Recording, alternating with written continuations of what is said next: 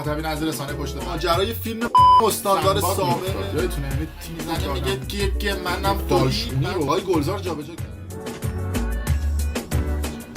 درود به مخاطبین عزیز، بنده امین فردین خوشحالم که به همراه تیمم بار دیگه با یک برنامه پشت پرده دیگه با شما هستیم. امیدوارم که هر کجای این کره خاکی که هستید حال دلتون خوب باشه. با یک برنامه پشت پرده دیگه از پشت پرده صنعت پر رونق سینمای ایران با شما هستیم. از دعا و راز و نیازهای یک سری از سلبریتی ها با شما خواهیم گفت، از امیر جدیدی گرفته تا محسن چاوشی که خیلی پیام داده بودید به ما که راجبشون صحبت بکنیم. راجب احسان علیخانی و بهتره بگم نامزدش تا دوست دخترش هم با شما صحبت خواهیم کرد.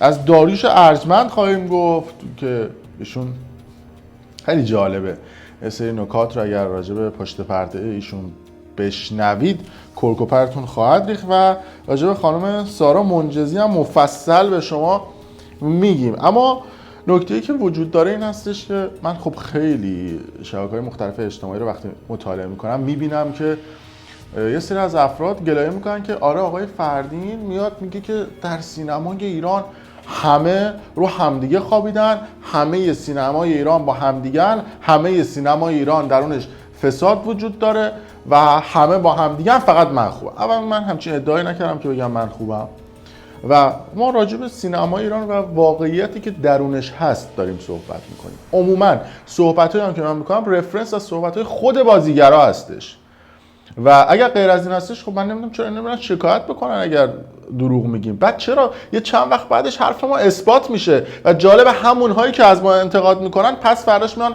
دوباره استوری میذارن و یا نمیدونم توییت میکنن چیزای مختلف، میگن پشمام این حرف درست در اومد. داستان از این قرار هستش که یه سری از این افراد دروغ شیرین رو از واقعیت تلخ بیشتر دوست دارن و صنعت سینما ایران واقعیتش همینه که همه که حالا درست نیست ولی 90%شون میخوان استعدادهای خودشون نشون بدن و چیز پیچیده ای نیست. کافیه که اون کسایی که فکر میکنن که من دارم چرت و پرت میگم، نمیدونم خاله زنک هم از این صحبت هم، یه سر خواهر مادرشون رو بفرستن توی این دفترهای سینمایی، بفرستن دفتر این تهیه کننده ها، ببینم که حرف من درسته یا ادعای اینها درست است. و اگر اینطوریه ما چرا اینقدر فیلمامون بی‌کیفیته، اینقدر بازیگرامون مصنوعی بازی میکنن؟ به خاطر اینکه کسایی که خاک تئاتر رو خوردن، کسایی که آکادمیک درس خوندن جایگاهی ندارن در سینمای ایران، حداقل 90%شون. و هر کسی که رانت و لابی داشته باشه، باباش یه سمتی داشته باشه، مامانش یه سمتی داشته باشه، خودش بتونه یه سری ویژگی‌های خودش رو ارائه بده، میتونه توی سینما ایران باشه. اتفاقا بعد ممنون من باشید که آقا ما یه کاری داریم می‌کنیم که فلان تهیه کننده و کارگردان تن و بدنش بلرزه بگه یا ابوالفضل الان من اگه یه حرکتی بکنم افشا میشم. تا قبل از این که رسانه‌ها فقط میمالوندن برای این سلبریتی‌ها، الان هم اکثرشون همینه. کدوم یکی از رسانه‌های تو ایران رو می‌بینید که از سلبریتی‌ها انتقاد بکنن یا بگن در سینمای ایران فلانی با فلان رانت فساد پشت پرده اومده باشه؟ چون اگه بگن امام انقلاب اسلامشون به خطر میافته، پس نمیگن. ما حداقل دستمون باز هستش، آزادی بیان وجود داره و میتونیم خیلی راحت و خیلی با ادبیات خودمونی تمام اینها رو به شما بگیم. اما یه لطف بکنید کانال یوتیوب الان پشت پرده رو اگه سابسکرایب نکردید سابسکرایب بکنید، ویدیو رو برای دوستان خودتون به اشتراک بذارید، کامنت بذارید، چون من این سوژه‌ای که انتخاب میکنم اکثرا از اون کامنتایی هستش که شما برام میذارید. بریم یه بالا ببینیم، بیایم شروع بکنیم این قسمت از سلبریتی ها. بعضی وقتا میشینم فکر میکنم که چرا من یه چیزایی از اینا میدونم که خودشونم نمیدونن. الو بله. پس تا فردا قرار اسهال بگیره خبر نداره. کجاش درد میکنه؟ اوکی آقا حله. شما تا ما رو سابسکرایب میکنید بعد چند تا افشای پشم ریزونه دیگه براتون آماده میکنم. همه شاکی هن اینکه من چقدر اولش هی مقدمه میگم برو سرم اصل مطلب دیگه بگونیم کی به کیه چی به چی. بابا میگم این توضیحات به خدا لازمه و بعد گفته بشه، میمونی اینجا گلوم بعد بگم و یا نه ببخشید. اول از امیر جدیدی شروع میکنیم که ماشاءالله اگر اکانت فیک دختر دارید یه سر برید دایرکتش، یکی از استوریاش ریپلای بکنید، خودتون به نتیجه خواهید رسید. اما این استوری که اینجا مشاهده میکنید و این ماشین پر بادکنک که پلاکش رو هم پوشونده، عرض میکنم خدمتتون آدرسش، یعنی مکان عکس شهرک آتیه ساز، پارکینگ بلوک 21 و اونجا خونه کسی نیست جز خانم تناز طباطبایی که حالا 2 صبح با ماشین پر از بادکنک و تولد، دقیقا روز تولد خانم تناز طباطبایی اونجا چی کار میکنه آقای امیر جدیدی، خدا داند دیگه. یه پازلی خودتون حلش بکنید. احتمالاً مثلا یه مراسم مولودی چیزیه، اونجا رفتن با هم یه تولد یه سری از ائمه رو جشن بگیرن، وگرنه چیز دیگه ای نیست و خواهشاً برداشت بد نکنید، چون دوستان میگن که سینما ایران کاملا تر و تمیزه. بعد اونایی هم که ما انتقاد میکنن آقا برنامه ما رو نبین، اگر انتقاد میکنی پس فنی، چون همه ما رو برنامه ما رو دیدی و ماشاءالله حفظی. اینو هم گفتم اینجا میگیر کردم. اما این استوری که مشاهده میکنید که من الان هنوز خودم مشاهده نکردم که الان مشاهده کردم، استوری کلوز فرند هانیه، طالب میشه گفت نامزد احسان علیخانی هستش. متن استوری کلوز فرندم جالبه. گفته که بهم گفتی کلوز فرندی برای هیچ عکس و هیچ درد دلی وجود نداره، تو دیگه باید از ریسمان سیاه‌وسفیدم بترسی. چقدر دیر گفتی احسان، چقدر دیر. خوشگل ترین عکسی که ازت گرفتم همه دیدن و هیچ کس نمیدونست پشت این قاب دختری ایستاده که کنارت بزرگ شده و به بند بند وجودت عادت کرده. این هم استوری دختر نامزد همچین چیزی احسان علیخانی که دست بر قضا فن پیج های احسان علیخانی و خود احسان علیخانی گردن نمیگیره. بله، حالا یه سری موضوعات دیگه هم مونده بعدن میگم، یه ذره تو قسمت‌های مختلف فکر میکنم که راجع به این قضايا صحبت بکنیم. خوب هستش. احسان علیخانی یه پرانتز هم باز بکنم راجع به برنامه جوکر هم بگم که ایشون تهیه کنندش هست. تو برنامه جوکر شما یه اتاق فرمان میبینید که سیامک انصاری اونجا نشسته و گفتم تو قسمت قبلی که پیمان قاسم خانی قرار بود اجرا بکنه، اما سپردم به سیامک انصاری چون پیمان قاسم خانی ممنوع تصویر هستش. و اولا که پخش نمایش خانگی مثل تلویزیون یا مثلا برنامه اینجوری نیست، شما میتونید خانم هم دعوت بکنید. یه سری برنامه درست کردید شبیه نرکده است، فقط آقایون رو دعوت میکنید. جوکر و برنامه‌های دیگه، یعنی خانم‌ها گویا حق زندگی ندارن توی ایران، حق اینو ندارن در مسابقات و شوهای تلویزیونی شرکت بکنن و کلا فقط هستن دیگه از دید شما. یا مثلا توی مسابقات مختلف راجبشون دیدیم. حالا راجب خانم‌ها من ویژه مفصل صحبت خواهم کرد. اما تو برنامه جوکر که احسان علیخانی هم هستش، جالبه بدونید که قشنگ با سیاست خودشون تصمیم میگیرن که کی رو حذف بکنن کی رو حذف نکنن. اون اتاق فرمانی که سیامک انصاری میبینید و اون دکمه قرمز رو میزنه یه گوشی داره یا یه سری اسپیکرها اون بالا هست که از یک اتاق فرمان دیگه که احسان علیخانی صاحب برای بچه هستن این اتاق فرمان مدیریت میشه و مثلا میگه فلانی خندید، چون تمام تصاویری که تو اون اتاق فرمان هست توی اتاق فرمان دیگه هست، میگن فلانی خندید زنگ قرمز رو نزن، بذار مثلا جوکر تایمش رو اجرا بکنه، بذار مثلا جلوتر راجبش صحبت میکنیم، کات کن اون یه تیکر، یا تو ادیت میان کات میکنن که خنده مشخص نشه و برنامه بره جلو. بعد تصمیم میگیرن که کی رو نگه دارن کی رو حذف بکنن. طرف 10 بار میخنده نگرش میدارن، طرف یه بار اصلا نخندیده لبخندی زده سری بهش کارت میدن. کلا یه دونه شو ساختگی که خودشون تصمیم میگیرن کی باشه کی بره کی حذف بشه کی حذف نشه. اینم در خصوص برنامه جوکر. اما راجع به محسن چاوشی هم بگم که خیلی این سالها بحث شده راجع به محسن چاوشی که میگفتن که ایشون چرا کنسرت نمیذاره. یه مدت بحث بود که اصلا صداش دستگاه و اینا، که خودش اومد یه بار کلیپ منتشر کرد که گفتش که نه صدای من دستگاه نیست و اینا، ولی یه مقداری نگران اجراست. من اون چیزی که از نزدیکان محسن چاوشی شنیدم که شاید اون حالی که داره آهنگاش و احساسش رو نتونه توی کنسرتاش اجرا بکنه و مورد بعدی هم هستش که الان هم توی فاز دیگه است، میگه که من فاز مولانا دارم و فاز عرفان دارم و به خاطر همین ایدئولوژی اینجوری هستش که کار من هنریه، نباید از کار هنری میتونم تو کنسرت و جای مختلف پول در بیارم، که اینم در نوع خودش شاید مقداری خنده‌دار باشه. همشهری ما هم هستش، خوزستانیه. اما جالب بدونید که یه آهنگ این چند وقت پیش منتشر کرد که به اسم رفیقم کجایی، دقیقاً کجایی، سریال شهرزادم اگر اشتباه نکنم پخش شد.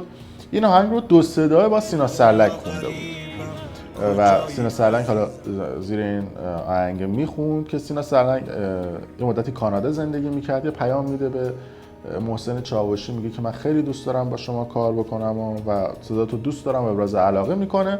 و قبل از اون چون محسن چاوشی با حجت اشرف زاده با هم دیگه، حالا حجت اشرف زاده زیر صداش میخونه، تصمیم میگیره که با سینا سرلک این کار انجام بده. حتی نشون که اولین دیدار آشناییشون رو هم خونه بهروز سفاریان میذارن. بهروز سفاریانی که الان در حال حاضر داور مسابقه بندبازی، که راجع به مسابقه بندبازی هم تو قسمت بعدی صحبت میکنیم، که سر این ترک و چند تا ترک دیگه که محسن چاوشی برای سریال شهرزاد خوند، سینا سرلک بهش گفتش که بعد به من پول بدی، بهش پولی نداده بود و حقشو نداده بود و سر همین قضیه از هم دیگه جدا شدن و دعوای سرسختی رو با هم دیگه چند سال دارن سر ماجرای مالی که از سریال شهرزاد آغاز شد.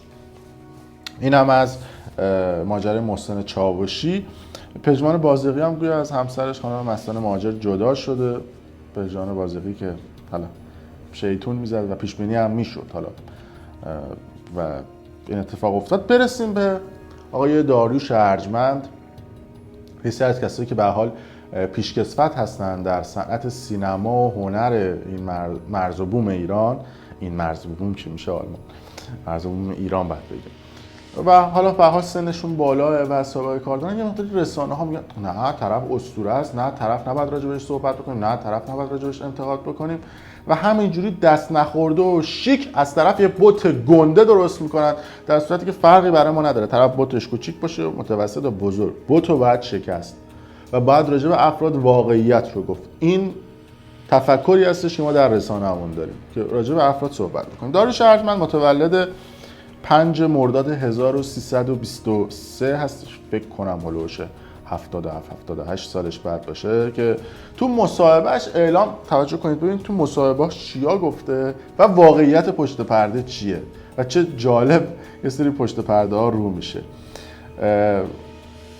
داریوش ارجمندی که بهتر اول یه رفرنس بزنم به یکی از مصاحبه هاش و بعد هم توضیح بدم راجع به پشت پردهش. اومده بود یه مصاحبه کرد که قطعا خیلی از شما هم این مصاحبه رو دیدید. گفته بود که خانمایی که وزنه برداری میکنن باعث میشه که رحمشون افتاده بشه، نمیدونم فلان بشه، دیگه نتونن بچه دار بشن، قدرت باروری نداشته باشن. خلاصه یه توهینی کرد به خانمایی که شما نباید ورزش سنگین انجام بدید و تو مصاحبه‌اش هم که دیدید دیگه همچنان میماله برای رأس قدرت و سایر برابچ که نگم براتون. این مصاحبهش دیگه مزید بر علت شد که اون چاپلوسی‌ها رو ببینن و این مصاحبه اصلا بهتره که فضای مجازی و دیگه یه عده دقودلیشون رو سر داریوش ارجمند خالی بکنن. بریم اون مصاحبه رو ببینیم بیایم که خیلی سر صدا کرد. برسیم به پشت پرده داریوش ارجمند. یارو خانومه میره وزنه بردار میشه، همین لهستانیه رو دیدین؟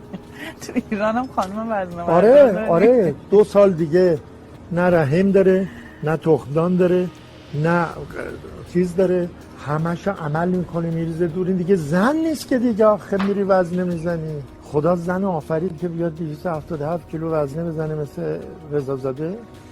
باید 250 کیلو بزنه، بهترین وزنه بردار جهان باشه یا بهترین مادر دنیا باشه. کدوم یکی؟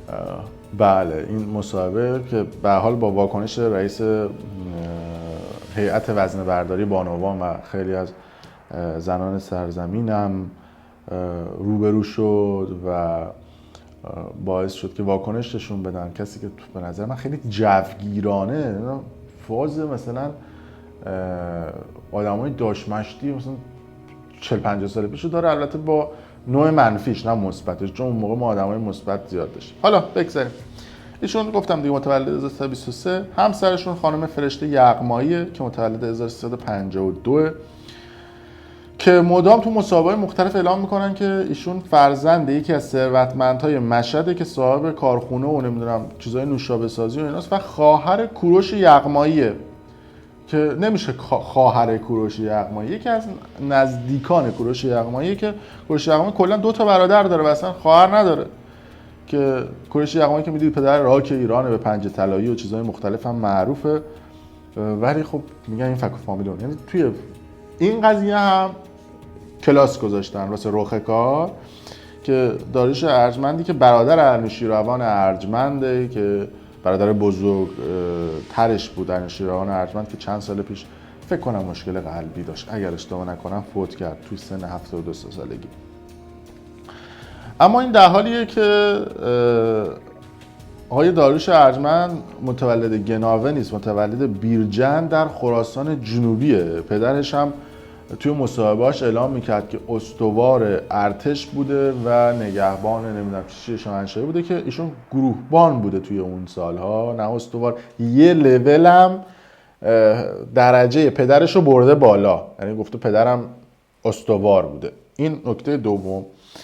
بعد خودش هم توی اداره فرهنگ و هنر خراسان، مثلا توی سینمای جوان خراسان شروع کرده بوده و قدیمی‌ها میگفتن که خیلی مجیزگوی رؤسای مثلا فرهنگ و هنر زمان شاه بوده که تونسته بود از طریق اونا خودشو بکشه بالا، که خیلی هم میگفته که من رفیق صمیمی ناصر تقوایی بودم و این افراد باشون چای خوردم و یعنی یه جوری میگه مثلا آدم بگه اوف چقدر آدم مثلا هنری بوده.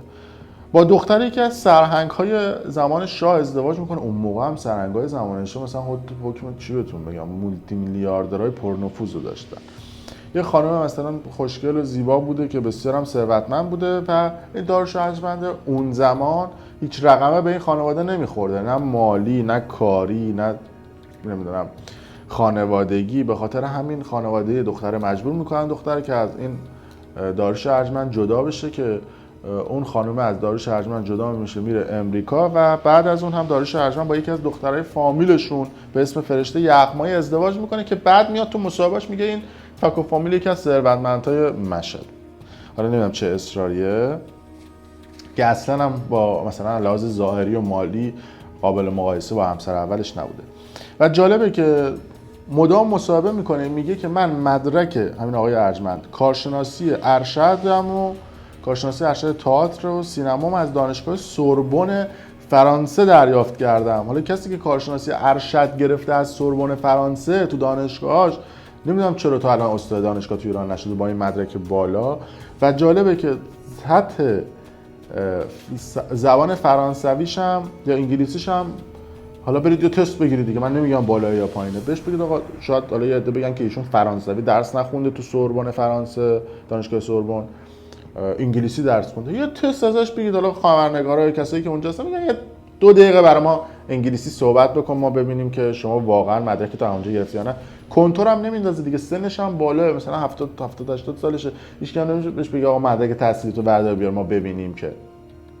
حالا مدرک تحصیلی مثلا 60 سال پیش هم مگه قابل استعلامه؟ مثلا بیارم استعلام بگیرم واقعا هست یا نیست، شاید هم باشه. و خواستم در جریان باشید که اصلا همچین چیزی نیست. همسرش هم فوق دیپلم ضمن خدمت داشته که میگه لیسانس داره، یعنی تو مدرک تحصیلی همسرش هم اینا اومدن رخ کار رو در آوردن که تو مدارس مشهد عربی درس میداده همسرش. و مثلا مدرسه راهنمایی دخترانه توی مشهد یا مدرسه نمونه مردمی یا نمونه دولتی رحمت تو بلوار ملک آباد مشهد یا مدرسه راهنمایی غیر انتفاعی یگانه تو خیابون فلسطین درس میداده تو مشهد که دانشگاه هم که اصلا دیگه نگم براتون نرفته. جالبه که پسرشون هم امیریل گفتن ایشون هم تو فرانسه درس خونده، یعنی کنتور نمیندازه دیگه، یعنی کلا نوه‌شون هم حالا چند وقت دیگه میگه اینا هم تو فرانسه درس خونده. یعنی بابا جا انداخته که اینا دیفالت مثلا از دانشگاه یغلبی فروشان کشت و صنعت باتری ساز هم مدرک بگیرن، میگن ما مثلا از سوربن فرانسه مدرک گرفتیم. کسی هم نمیره بهشون بگه آقا ببینیم چی استخدام، نمیخوان که توی اداره دولتی استخدام بشن که واسه رخ کار مصاحبه‌ای این کار رو انجام میدن.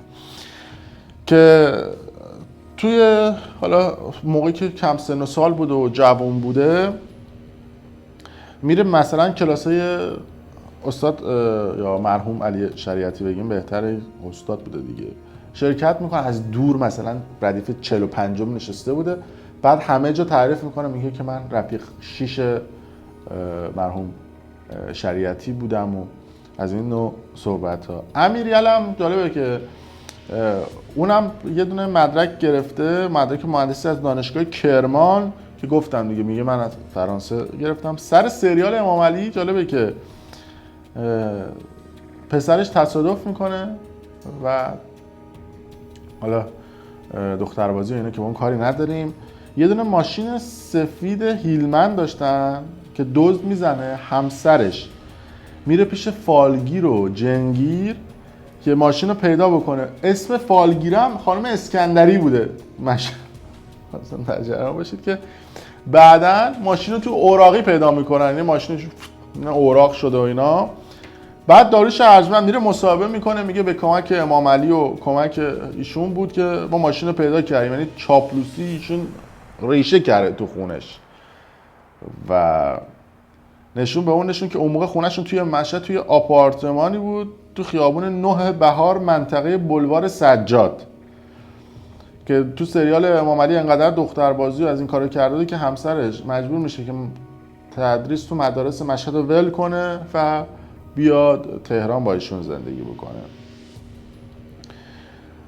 و فکر کنم تا همینجا برایشون کافی باشه، منتظر میشیم ببینیم که چه واکنشی نشون خواهد داد.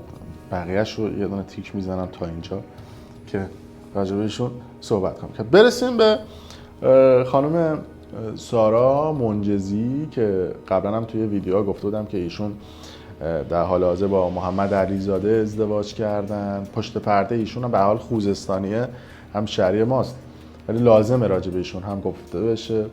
و گفتم بارها من خود کارمام، یعنی عده میگن شما کارما نمیترسید، من کارمای رفتار این آدمام که با شوهر سابقشون، با رفیقاشون و دوستاشون یه سری افراد کردن. حالا وقتی ماجرای زندگی سارا منجزی رو بهتون بگم میفهمید که کارما چه معنی پیدا میکنه. ایشون متولد 1356 هستش و یه پسر داره 25 سالشه و اسمش امیرعلی تاجمیریه، اسم فامیلش. اسم شوهرش احمد تاجمیری بوده که از شوهر سابقش کلی پول و نمیدونم طلا و این چیزا میگیره، بعدش هم بهش خیانت میکنه. جا داشته باشید بریم جلوتر جالب میشه. با پول مهریه‌ای که از احمده میگیره و حسابی ازش پول کنده بوده، حالا یه وضعیتی برای خودش سر و سامون میده، یه سری نقشا رو هم میخره. یعنی علاوه بر اینکه یه سری استعداداشون رو نشون میده، ایشون به کارگردانا تهیه کنه، یه سری نقشا هم میخره و فیلم بازی میکنه. یه مدت با شریفینیا دوست بود و شریفینیا نرفت باش تو رابطه اینا، بعد رفت سمت فوتبالیستا. یعنی یه ترلان پروانه‌ای تو خونش داره، خیلی علاقه داره به فوتبالیستا. توی ویدیو قبلی هم نشونتون دادم که با علی کریمی دوست بود، دست علی کریمی رو گرفت و اینا، که با علی دایی هم یه مدت رابطه داشت که علی دایی هم گردن نگرفت، ولی پسرش رو تو برج میلاد، تو قسمت رستوران‌های برج میلاد استخدام کرد. یعنی با آشنا اینایی که داشت استخدامش کرد، ولی خودش باهاش ریل نزد. پدر و مادرش هم از همدیگه جدا شدن. مادرش زمانی که شوهر داشت عاشق پسردایی شوهرش میشه و از شوهرش جدا میشه، میره با پسردایی شوهرش ازدواج میکنه. یعنی حرکتی که در جم تیوی بازه اتفاق میفته و اتفاق افتاد که خواهرش ملیکا رجبزاده از ازدواج مامانش با پسردایی باباشه. که جالبه که الان امیرعلی تاجمیری پسر سارا منجزی و این ملیکا رجبزاده فالو داره، ولی خود سارا فالو نداره. که مادرش الان در حال حاضر توی مسکن مهر پرند زندگی میکنه و حالا وضع مالیش هم جوریه که حالا سارا کمک میکنه اینا. پدرش هم چند سال بعد از این اتفاقی که بوده و شوک روحی که داشته، از مادری که جدا شد، مادر سارا که جدا شد، با یه خانمی ازدواج میکنه، بعد از اون هم فوت میکنه و دو کرج هم مستاجر بوده. حالا چجوری با محمد علیزاده آشنا شده؟ حالا نمیدونم، یه مدت هم حتما احتمالاً فیتیش خواننده ها رو داشته و جالبه بدونی که دقیقا تو همون بحبوحه‌ای که با محمد علیزاده دوست شده و ریل زد و عکساش اومد بیرون که ما چند بار افشاگری کردیم و مرض ستینگ داشتن و ست میکردن لباساشون رو با هم دیگه و این هم یکی از اون افشاگری‌هایی بود که اولی عده فکر میکردن که ما داریم خاله زنکی میکنیم و اصلا نیست و دروغه. بعدش اثبات شد، مثل ماجرای خانم سحر دولتشاهی و همایون شجریان و خیلی های دیگه. این هم جز اون نمونه‌هایی بود که ما راجعش افشاگری کردیم و به واقعیت رسید. درست همون موقعی که با هم دیگه دوست بودن و در کش ازدواج و اینا بودن، دقیقاً با یه بنگادار رفیق بود و درست تو خونه مردی زندگی میکرد که با صاحبخونه‌اش دوست بود، یعنی همزمان 3 نفر رو هندل و مدیریت میکرده. بابا باری کلا. و پسرش هم امیرعلی معاف شده از سربازی چون قیم خود سارا بوده، مادرش بوده و جالبه که دیپلم هم نداره و میگه لیسانس دارم. حالا لیسانس رو از کدوم دانشگاه داره بفرمایه به ما بگه که کی گرفته. و نکته که هست، اگه یه زمانی هم مدرک تحصیلیتون رو کردید خواهشاً حواستون باشه، چون مثلا شما یه 10 سال قبل مصاحبه کردید گفتید لیسانس دارم، بعد یهو مدرک لیسانس نشون ندید، مثلا تاریخ مثلا اخذ مدرک رو زده باشه مثلا یه هفته پیش، اونا چک میکنیم. خواهشاً این رو هم حواستون باشه که ما راجبش دقت خواهیم کرد. فکر کنم که کافی باشه. بذارید ببینم که چیز دیگه ای نیست به شما بگم در این قسمت، چون زیاد صحبت کردم. نه، مرسی که تا این لحظه با ما بودید. حتما برامون کامنت بذارید. اگر سوژه‌ای داشتید به پیج سوژه برای من بفرستید، من خودم شخصا چک میکنم. نگران نباشید، هویت شما پنهان خواهد موند و اگر سند و مدرک رو به ما بدید ما جوری اون سند و مدرک رو تلفیق میکنیم با بقیه سند و مدرک ها که نفهمن که شما این اسناد و مدرک رو در اختیار ما گذاشتید. پیج اینستا من هم هست و ممنون که تا این لحظه با ما همراه بودید. اگر دوست داشتید ویدیو رو لایک کنید، برای دوستان خودتون به اشتراک بذارید، کامنت برای ما بذارید و مرسی که تا این لحظه با ما همراه.